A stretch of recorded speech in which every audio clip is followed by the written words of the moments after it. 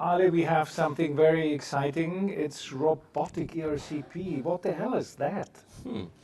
So, welcome back here to Milano. We're waiting for Hong Kong. Indeed, we are moving to Nanjing in China. And I want to welcome Professor Shen. She, I think, is connected. Hey, welcome. I'm very sorry, I know it's late in Nanjing, and thanks for joining us. And what is unique, that for first time during a live event, we are broadcasting a flexible robotic ERCP. What does it mean? ERCP performed by a robot, controlled externally by a physician, by an endoscopy, by Professor Wang in Nanjing. Okay. So this is a technology that's been developed by Aohua, the Chinese company of scopes. They did a absolutely fantastic job, because you will see how the system it works. And I think Professor Shen can comment on this video. If we have the video. Yeah, there's a video to fill us in, right? Yeah, Here. exactly. Oh, so here's the robot on the left upper side, right? Yeah, you see Professor Wang moving the scope back and forth, and the robotic Here, advancing. it moves. Look. Yeah, how the robotic arm is controlling the scope advancement. Ah. So, Professor Chen, if you want to comment on your experience on it. Okay. Yeah. Yeah. Like you say, Professor Wang is using the ERCP robotic doing the procedure, and he is sitting outside of the operating room and just controls the manipulate platform Yep. with control the some scope, control the manuscript platforms. Then the scope can be go inside and withdraw, and sometimes also can feel the force feedback, but Okay. not. So you have a tactile feedback of the force as well. So it's nice. I think we're ready to see. Yeah, we see a part of a procedure, isn't it? Yeah, I think we are going to be connected. Can we see if we are ready? Ah, okay. Oh, full I see action. Professor Wang. So advancing the scope, let's see how does it work. Ah. So Thomas, it looks like he's moving his hands and advancing the scope like with a joystick. Stomach. Yes, yes, yes. Oh, this is unbelievable. That's the usual movement. Yeah. So let's see if he's passing the pylorus robotically. Rim, you look astonished. I see you in the So here, back screen. Here's the pylorus. Whoops. I think so. Let's see what kind of movement. You see, it's a little movement of the hands. There are two different angles that you can manage. So one is for advancement, and the other one is for rotating. The scope rotates 360, and we will see later a little bit. So, okay, he found the antrum, pylorus. So it's like typical ERCP advancement. Okay, there is somebody in between. Okay. It looks very familiar. So now pulling back the scope, pulling back the scope. We saw that Professor Wang doesn't have the connection in his position. This is why Professor Shen is commenting herself. Oh, nice papilla, eh? This is a kind of problematic papilla, Thomas, because we are bulging into the diverticulum. It looks like maybe there was a stone or is a stone, so some of them are open, some not. Yeah. So let's see how does it work. So the devices, the sphincterodome and the guide wire, are controlled by the robotic arm as well. We'll see a little bit later. But now let's proceed with the I'm very interested in cannulation. Okay. Of course. Let's see how does it go. Okay, that's fluoro. So almost regular scope position for ERCP. Ah, here we are. Okay. Yeah, the So you following see, step is go ahead, Professor Shen.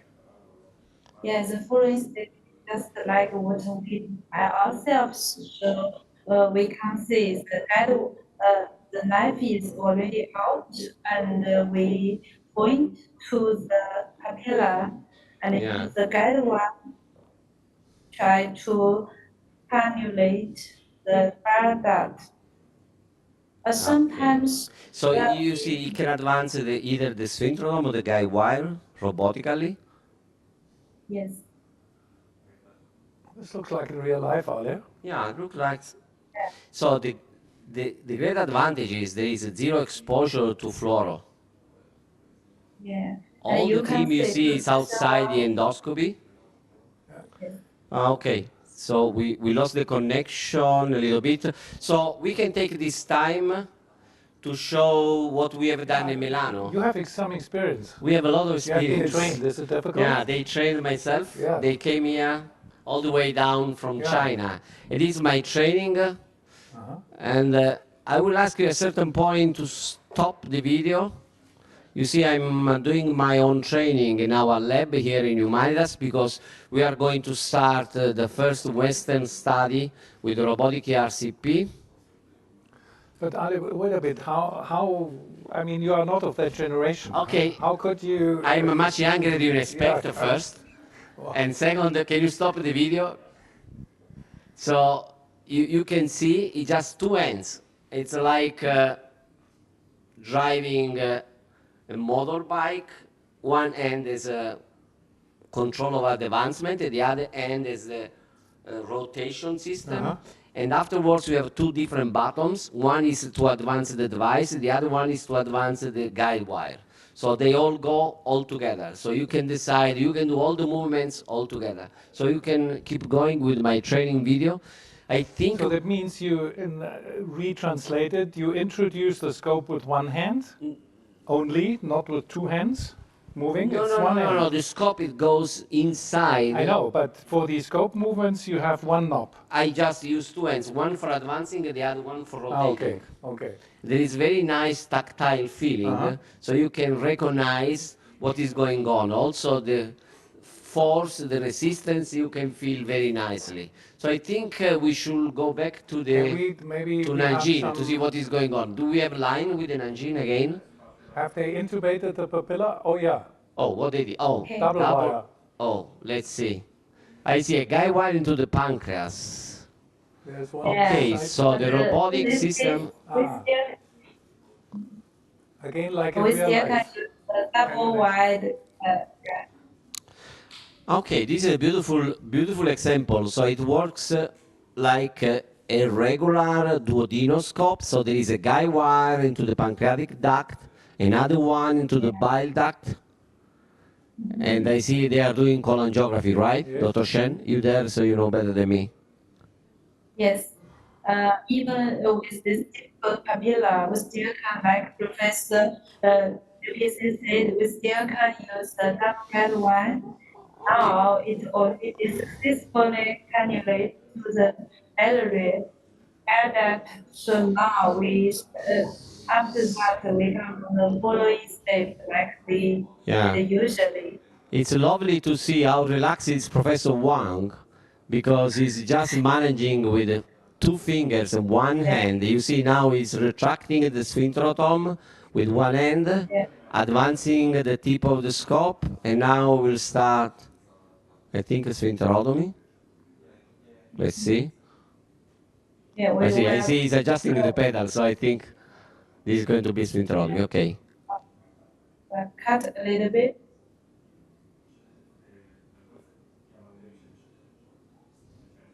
There's a lot of movements all around, despite the time. Here we I are. think it's taking some time to decide how to extend the sphincterotomy across the papilla.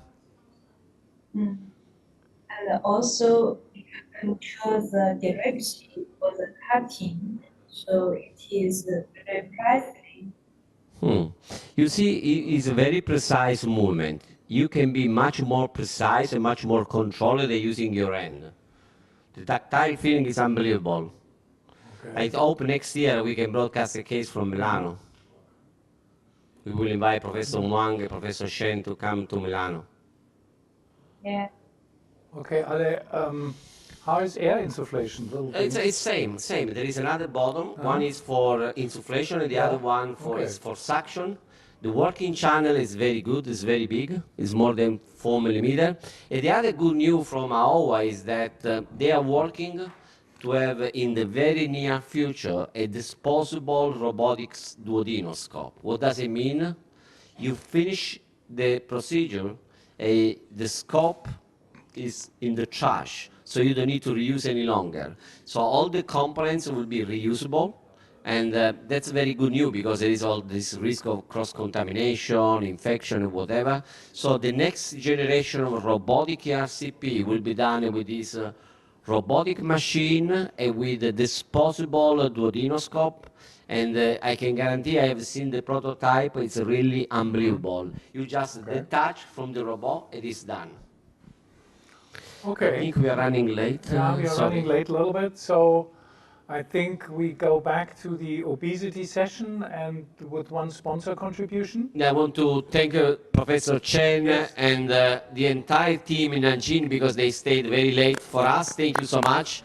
This was unique. Thank you, Dr. Chen. And thank you, Professor Wang, and we hope to see you soon. Ciao. Bye-bye. Yeah, we will. Bye. Unbelievable, eh?